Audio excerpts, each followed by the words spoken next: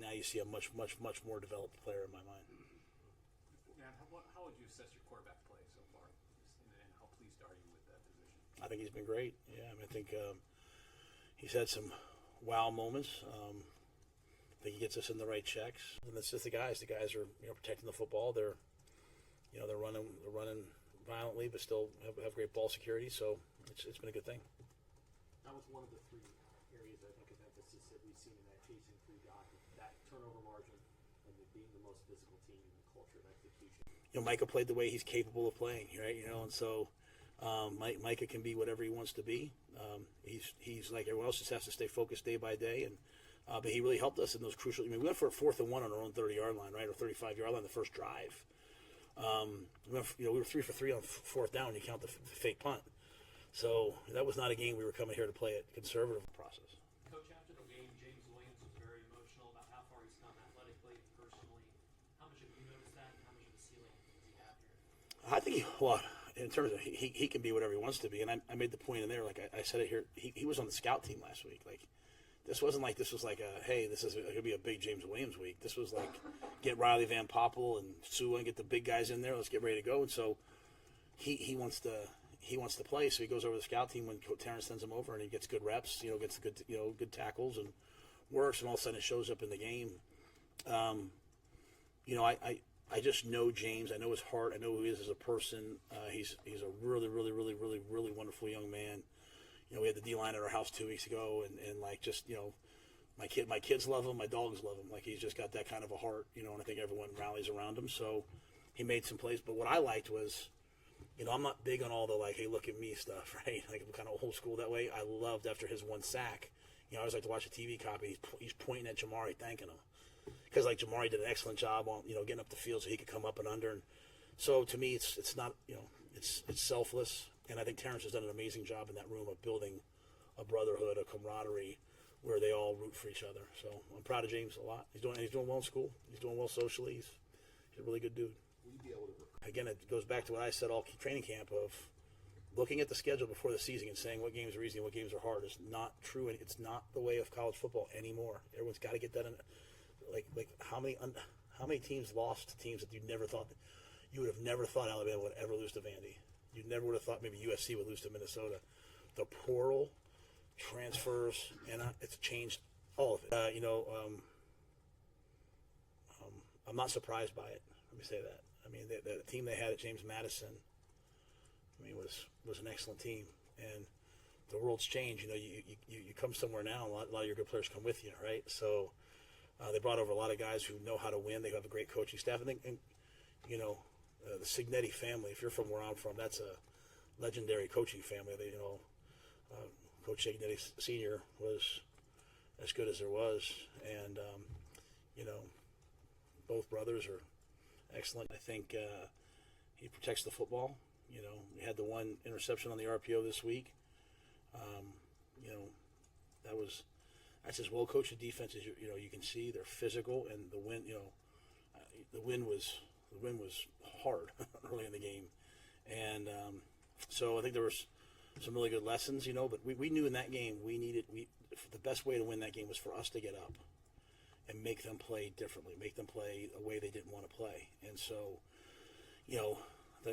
Dylan and the guys led us to two touchdown drives, and.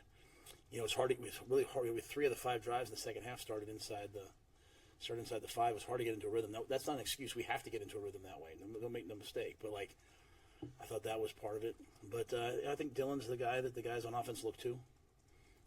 We can continue to help him with improved run game. But that's something I'd like to see us improve.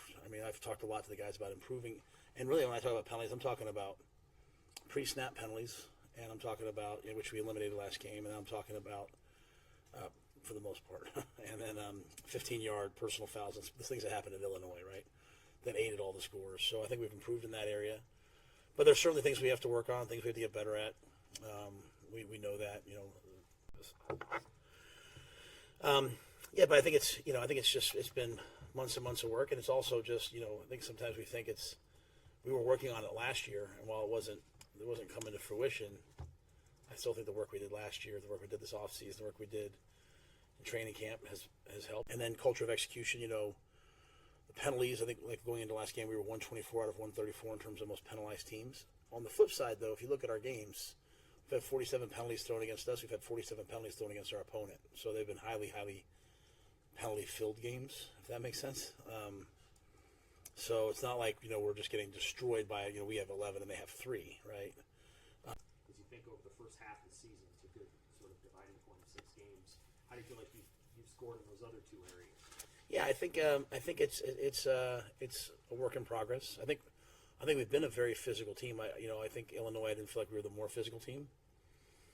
I felt like we were looking at the scoreboard instead of just playing the next play. Just worried about winning, which ultimately comes from me. So, I think we've been a very physical team. We have a long way to go, to be the team that we want to be. Kurt's a great coach. He's turned every place around that he's been, and they 2 years ago they had a pretty good team, or 3 years. It's not like Indiana's been in the gutter for them. I mean, they've had good seasons, and he comes in with swagger. He's got a really good quarterback transferred in. They brought some good players. They had some good players that were already there. And so with Tommy out, with Tommy and Bly out, so it's credit to him. I know that Heinrich Harper gets onto the field about 5 or 6 times a game. This is a question I get a lot of why he's not used more. Like, can you speak to that? Just as I think fans really enjoy watching him play, but he doesn't get a ton of carries or anything like that. Why does what's the challenge of trying to get him into the game and also get the ball in his hands? Yeah, I'll say this. I think he needs to play more. So let me start there, right? So I don't disagree when a fan says that. And he's competitive. He's tough. He's smart. He's helped us on special teams. He made that play on the back fade of the goal line, where he reached back and went and made a play, kind of going back to what we were just talking about. The goal line stands weren't great calls by Tony. They were good calls by Tony with guys making great plays, right? Giff has the tight end man-to-man. He's ineligible, so he just runs right through and hits him, right? Just Sierre picking the ball off, knocking the ball down. Just elite focus. So Sierre's really helped us, during this time with Tommy. That's my job. There's no doubt. I described it to the players today as it's like the whack-a-mole game, right? Last year it was turnovers, and then you fix turnovers, boom, and all of a sudden penalties show up. Now you're like, penalties. Now it's like, field goal block, boom, and then the punt block. And it's like at some point you're trying to. But again, as the years go on, those things get less. The lessons are learned. The lessons I'm talking about or Tony's talking about start being happening amongst the guys. And when people refer to culture, that's really what it is. That's why there's no undefeated NFL teams, right? So, it used to be that a player would say, "Man, I got offered from whomever, Ohio State. I'm going there, But now he might get offered. I might get offered from Blue Mountain State, let's just say, and that's the top school in the country. And they're offering, hey, we'll give you X amount of money. And another school that's 2 pegs lower on the pecking order of recruiting will say, hey, we'll give you 3 times that. Because for this guy, he's their 15th best recruit. But for them, they're like, well, we can't get those guys. Let's get him. So now that kid's like, do I go there for $50,000 or do I go there for $250,000? So all of a sudden that second, so I remember watching that, and that's kind of what happens to teams. We still have a lot of things to figure out about ourselves. Last year after Michigan, it was like, I will not tolerate quitting. That's all that message was. It was, you can lose. We don't want to lose. But people are not spending their money to come to a game and watch us lay down. That is just not happening. And we certainly didn't quit against Illinois. I just think against Illinois it was, again, kind of that, hey, get to the moment. It's a little tight. We've had 2 7-point games in the fourth quarter the last 2 weeks, right? And I know Purdue, whatever, but it's 2 7-point games. I didn't think in either game our guys panicked. I thought they played to the end of the game. So special teams, special teams is kind of a tale of two things, right? You have in the last 2 games, 5 or 6 balls put down inside the 10, punts down, that land inside the 10. I mean, you fake a field goal, you tackle them on a fake punt. So we fake a punt, they fake a field goal, we stop them. But then you have 2 blocked field goals the week before. Obviously, you have 2 blocked punts. To ever have 2 blocked punts and not lose the game is almost impossible. And credit to Nate Borkacher, the play he made on that blocked punt. He runs the guy down, tackles him at the 2, and then we're able to have this epic goal line stand. So if you think about what's happening on the perimeter, if we can just get our run game up to about 180 yards a game, between the tackles, and this is not a shot. This is nothing. This is just all of us, right? The O line, throw the RPO when it's there when they blitz, guy making somebody miss. If we can just improve that number, I think the overall thing will happen. So why were the great teams of the 90s and 2000s, 2010s, why were they so dominant? They stacked up all the talent. And when guys got hurt, the next guy came in was also a Parade All-American.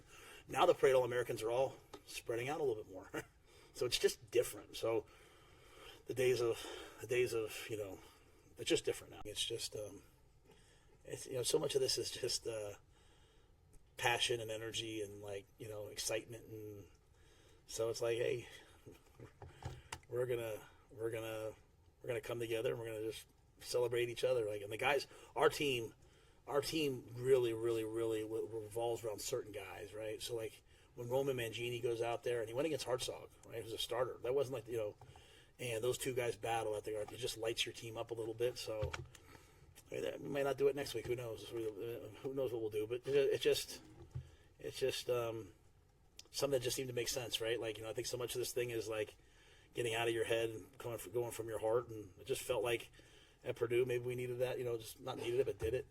But, you know, the whole, I don't know if I told you the whole onus of it, you know, the whole origination of it came from when I used to work for my mentor, one of my mentors, George DeLeon. He would talk about over the years playing in Nebraska. What it allowed us to do was get us to where we had a lead. And now, to me, playing 60 plays when you're pass rushing at the end of the game is a lot different than 60 plays of, you know, here comes power, ISO. So getting the lead and then letting Ty pass rush. But Ty's in great shape and he practices hard. And that was the number one thing last year with Ty. I'd always talk about, like, because we didn't have him in the offseason. He had that shoulder surgery. I was always like, if you got to get into great shape and play hard. You know, like, you can't play hard 15 snaps a game, and Ty's running all over creation out there. So, yeah, I think playing 61 plays is a credit to him. Matt, you're at the halfway point of the schedule with a 5-1 record. How do you feel about the second half of the season and achieving the goals that you guys set out? Yeah, well, I didn't set any goals out. I mean, I literally mean that. Like, I just want to be relevant, and so I think at least we're relevant.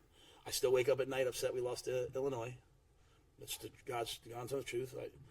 After we win, I'm happy for 20 minutes, and I'm like, okay, let's get ready for what's next. I'm proud of our players, though. That's the important message. I'm proud of the work. I'm proud of the lack of distractions. I'm proud of the selflessness. I'm proud of the growth. I'm proud of, you know, I'm not sad about it, but we lose Teddy, then we lose Turner, and now Gunner's out there and he's battling, right? We lose Tommy, who's, you know, one of the top players in the country, and all of a sudden Sierra's battling. I'm proud of Marquise Buford, like, just every week. So I'm proud of a lot of those things. As it relates to the second half of the season, it's the same to me as the first. Like, after Illinois, I could just feel our team. I could feel our coaching staff. We have to win this game. We have to win this game. And I just enjoyed this game better where the guys just wanted to play. And so I'm going to do my best to go 1-0 every week. Even the bye week, I'm going to try to be great this week on the bye week.